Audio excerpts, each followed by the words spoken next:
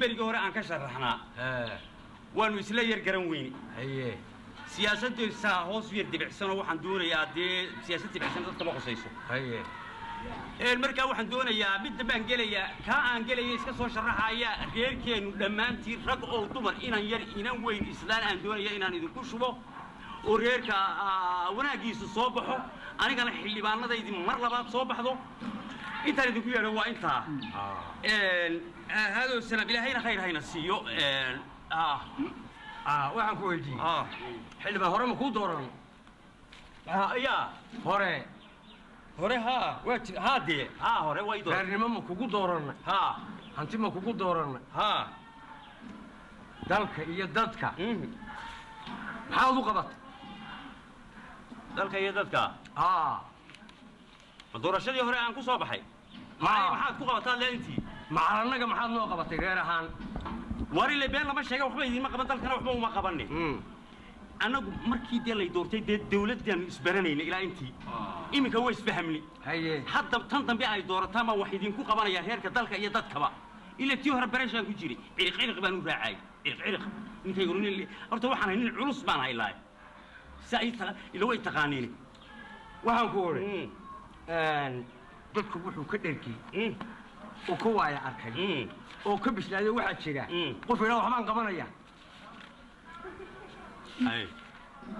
waxaan qabanaya waxaan ku oray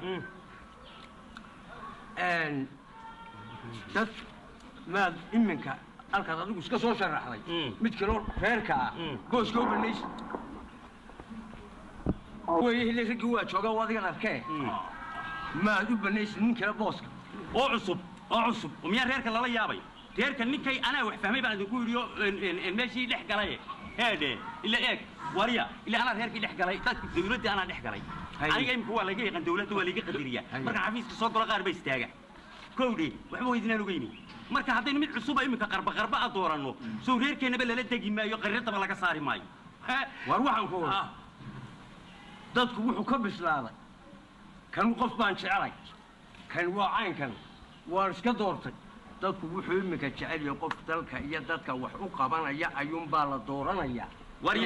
wariya macbaan hayo ina baarax baan kaliigi danaysta warba loo kaan war adigu su'aal badina rag baa joogo rag ka waaweena way fadhiyaan oo kuwan way kula yaaban yihiin way kula yaaban ninka xildhibaankoodii hor taagan war meel ay war fahno war ya xildhibaankeedu waa khalaalin waani wada hadal bada war xil ama ku sheegay ka warantay reer kasta ninkoodii ay doorteen ee fadhiidka noqday way fahmeen adna waa lagu fahmay maxay kalaadu badan ku adan kula yaabana maxay kula yaabana lagu fahmay ma iska barnaa wariyareen waxa lagu fahmay anagu shan damba qasaari inaad fadhiid tahay aan waxba qabanayno dalkaas ka horta dadka dhiikarka laguma kiciyo war kuwaasaan waayahooda ka talinayna anigu war ma idin sheega kuwaasaan waayahooda ka talinayna aayahooda anaa ka talinaya iminka ururkan gelayaana way ogyihiin aayahooda ka talinayo dadkani way ka baxeen inay hebeliya xun baan la eeganaya qof dalka iyo dadka u qabanaya waryaal waa nimanka waa shanta sanadoo soo soconayso yaa kan bayna aniga war baan idin sheegaya aniga waa la dooranaya ururkan iminka aan la soo heshiiyeyna wuxuu igu yidhi adiga cidaan haynu ku soo bixi mayso bal reerkiina maanta sidaa u hadlaya aynu eegno qof kasta wax qabanaya baan lagu dooranaya